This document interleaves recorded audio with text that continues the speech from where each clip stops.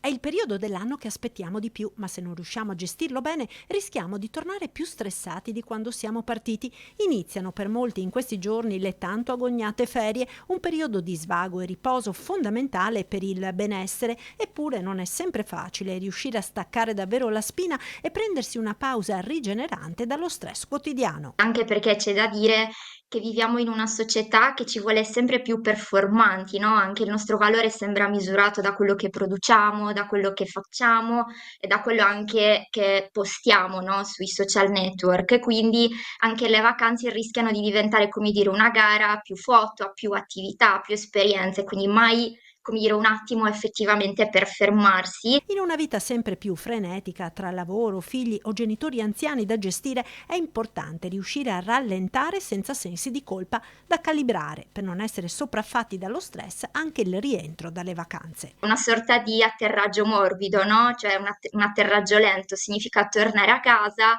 con un po' di giorni di anticipo per permettersi un attimo di rilassarsi, di rimettere a posto le cose e capire anche un attimo se c'è qualcosa, qualche nuova consapevolezza da queste vacanze che vogliamo portarci via nella nostra nuova quotidianità.